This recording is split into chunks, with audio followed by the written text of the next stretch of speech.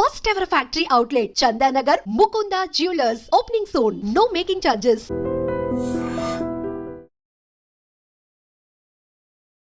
నమస్తే, welcome back to IT media. నేను మీ Jhansi. Investment చేస్తూ ఉంటాము అన్నిట్లో, లైక్ ఇప్పుడు మ్యూచువల్ ఫండ్స్ అంటున్నాం, ఎస్ఐపి అంటున్నాం, ఈక్విటీ ఫండ్స్ అంటున్నాము. క్రిప్టోలో ఇండియన్ ఇన్వెస్టర్స్ ఇన్వెస్ట్మెంట్ చేయొచ్చా? అసలు క్రిప్టో జోలికి మనం వెళ్తే మనకి ఎలాంటి పరిణామాలు చోటు చేసుకునే అవకాశం ఉంటుంది? అంటే రేట్స్ హైగా ఉన్నప్పుడు ప్రాఫిట్స్ వస్తాయా, ఒక్కసారి లాస్ అవుతామా? ఈ కాన్సెప్ట్ గురించి తెలుసుకుందాం. ప్రస్తుతం అంతా ఉన్నారు ఆంఫై రిజిస్టర్డ్ మ్యూచువల్ ఫండ్ డిస్ట్రిబ్యూటర్ ఇంకా సీనియర్ మార్కెట్ అనలిస్ట్ ప్రభు సార్. నమస్తే సార్. నమస్తే అండి. ఎలా ఉన్నారు సార్? బాగున్నాను. మీరు ఎలా ఉన్నారు? బాగున్నాను sir, thank you. And what is this crypto currency, అసలు ఏంటి? అండ్ అసలు అందులో మనం ఇన్వెస్ట్మెంట్ చేస్తే సేఫ్ జోన్లో ఉంటామా? కొత్తగా వచ్చేవాళ్ళు క్రిప్టో జోన్కి అసలు వెళ్ళొచ్చా?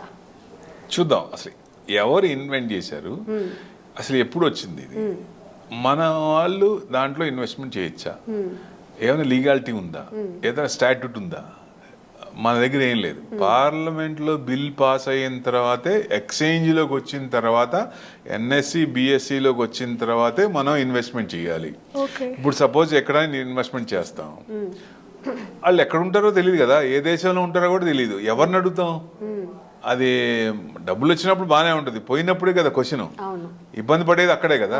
బల్క్ అమౌంట్ పోగొట్టుకుంటే ఇంకా అసలు అది ఎవరికి చెప్పలేని పరిస్థితి. పడుతున్నప్పుడు అసలు బయటకు వచ్చే పరిస్థితి లేదు, కొనేవాళ్ళు ఉండరు, పెరుగుతున్నప్పుడు ఏమో అమ్మేవాళ్ళు ఉండరు. డిఫరెంట్గా ఉంటుంది. అంటే కంట్రోల్స్ ఏమి ఉండవు. పైనుంచి శీతకం నుండి వాచ్ చేస్తూ వాచ్ డాగ్ అనేది ఒకటి ఉండాలి. ఉన్నప్పుడు వాటికి ఎక్స్ట్రీమ్ పొజిషన్స్ అటైనా ఇటైనా అలాంటివి ఉండకుండా ఇన్వెస్టర్ సేఫ్గా ఉన్నప్పుడు, దాంట్లో గ్రోత్ ఉంది అనుకున్నప్పుడు అలాంటి వాటిలో పెట్టుకుంటేనే బెస్ట్. మన దగ్గర ఎన్ఎస్సి కానీ బిఎస్సిలో కానీ వచ్చిన తర్వాత, లిస్ట్ అయిన తర్వాత చేయటం, పార్లమెంట్లో బిల్ అయిన తర్వాతనే చెయ్యాలి. అప్పుడు దాకా దయచేసి దాన్ని టచ్ కూడా చెయ్యొద్దు. ఎందుకంటే ఒకవేళ మీరు చేద్దాం అనుకుంటే, మనకి ఎక్కడన్నా ఈక్విటీలో కానీ గోల్డ్లో కానీ ఇన్వెస్ట్మెంట్ చేసినప్పుడు వచ్చిన ప్రాఫిట్ ఏదైతే ఉందో ఆ ప్రాఫిట్ని తీసుకొచ్చి దాంట్లో చేయండి, పర్వాలేదు. ఒక 5,000, 10,000, 15,000 ఎంత ప్రాఫిట్ వచ్చినా మీకు ఆ ప్రాఫిట్ని రిస్క్ చేయండి. సో అది చేయటం బెస్ట్. ఒకవేళ ఇది నాకు పోయినా పర్వాలేదు, ఈ 25,000, 10,000 నాకు పోయినా పర్వాలేదు అన్న అమౌంట్ తీసుకెళ్ళి దాంట్లో పెట్టండి.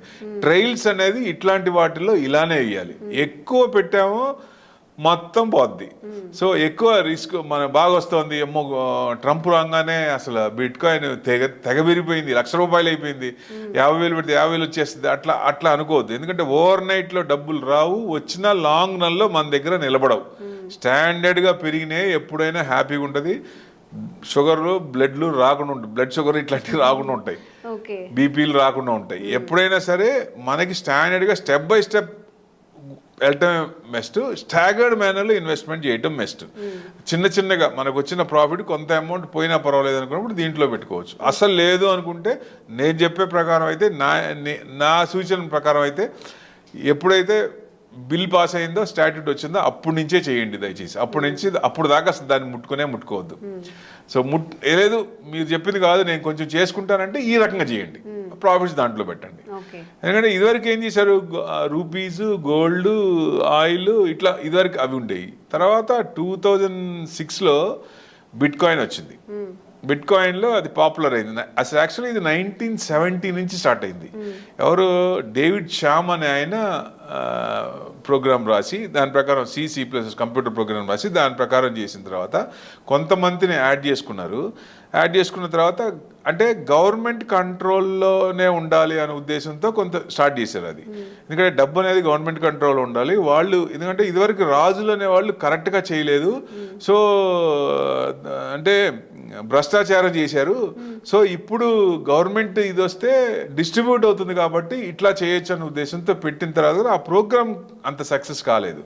సో అది C++ ప్రోగ్రామ్ రాసింది సక్సెస్ కాలేదు, దాన్ని సక్సెస్ చేయలేకపోయారు. సో అక్కడతో ఆగిపోయింది. తర్వాత ఏమైంది, చిన్నగా శ్యామ్ అనే ఆయన డిజీ క్యాష్ 1980లో బిట్ కాయిన్ ఒకటి వచ్చింది. తర్వాత వేదాయ్ అనే బీ క్యాష్ అంటారు. ఇట్లా డిఫరెంట్ చాలా ఉన్నాయి. కుక్కలో, నక్కలో, ఇటు ఎవరు పడితే వాళ్ళ పేర్లు పెట్టుకొని ఏదో చాలా డిజిటల్ ఇది బిట్ కాయిన్స్ చాలా వచ్చేసినాయి. సో ఒక తరీక అంటూ లేదు. డిఫరెంట్ ఎవరు ప్రోగ్రామ్ రాసుకుంటే వాళ్ళ ప్రోగ్రామ్ దాన్ని బట్టే ఇది చేసుకుంటూ వచ్చారు. కాకపోతే ఇక్కడ ఏంటంటే ఇప్పుడు ఏదన్నా మన ఒక రూపాయి ఉంటే ఆ రూపాయి మీద ఒక కరెన్సీ నెంబర్ ఉంటుంది. ఇది డూప్లికేట్ అని ఎలా తెలుస్తుంది? ఈ నెంబర్ మళ్ళీ రొటేట్ వస్తే ఓ నెంబర్ ఒకటి ఒక రూపాయి డూప్లికేట్ అని తెలుస్తుంది. సో దీంట్లో ఈ డూప్లికేట్ అని అనుకోండి, ప్రివెంటింగ్ డబుల్ కౌంటింగ్ ప్రాబ్లం అనేది ఎలా తెలుస్తుంది? దానికి బాగా సెంట్రలైజ్ చేసి కంట్రోల్ ప్రాబ్లం సాల్వ్ చేద్దాం అనుకున్నారు కానీ కాలేదు.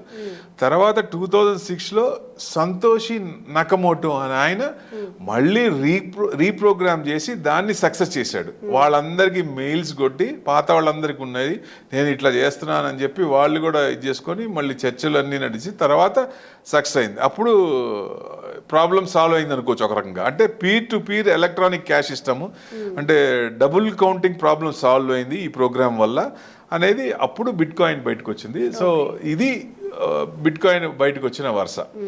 సో ఇప్పుడు ఇండియన్స్ అంటే మిగతా యుఎస్లో అందరూ బిట్ కాయిన్ చేస్తున్నారు. ప్రతి ఒక్కళ్ళు మార్కెట్లో పెట్టిన వాళ్ళు, ఈక్విటీ పెట్టిన వాళ్ళు అందరూ బిట్ కాయిన్ చేస్తున్నారు.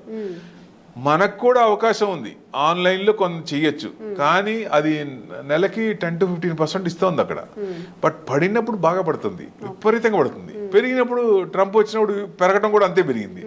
సో అంటే కంట్రోల్స్ లేవు కాబట్టి మనకి కంట్రోల్స్ ఉండాలంటే ఒక లీగాలిటీ సిస్టమ్ ఒకటి ఉండి కంట్రోల్ చేస్తూ ఉంటేనే బెస్ట్. అలాంటప్పుడే మనం ఇన్వెస్ట్మెంట్ చేయాలి. ఏదైనా గ్రోత్ అనేది ఓవర్ నైట్లో రావాలి, నాకు 1,00,000 పెడితే 2 లక్షలు రావాలి అనుకునేది తప్పు. సో అట్లా ఏది రాదు. ఒకవేళ వచ్చినా అది లాంగ్ రన్లో నిలబడదు, నిలబడే ఛాన్స్ లేదు. చూసాం కదా, ఎక్కువ ఇంట్రెస్ట్ వస్తామని చెప్పి ఏం చేశారు, అసలే మోసకం పోయాయి. అట్లాంటివి కాకుండా స్టాండర్డ్గా వెళ్తామే బెస్ట్. అలా రిటర్న్స్ వచ్చినాయే మంచి బెస్ట్, అలాంటి కంపెనీల్లో పెట్టుకోవాలి. సో బిట్ కాయిన్ అనేది ఇప్పట్లో మనం టచ్ చేయకపోవటమే మంచిది. దయచేసి ఇది ప్రతి ఒక్క ఇన్వెస్టర్కి విజ్ఞాపన. 100% అసలు దానికల్లే చూడొద్దు. మనకి సేఫ్ సైడ్ చాలా ఉన్నాయి కాబట్టి అందులో ఇన్వెస్ట్ చేసుకుంటే బాగుంటుంది. దాని ప్రకారం వెళ్తేనే ఉత్తమం.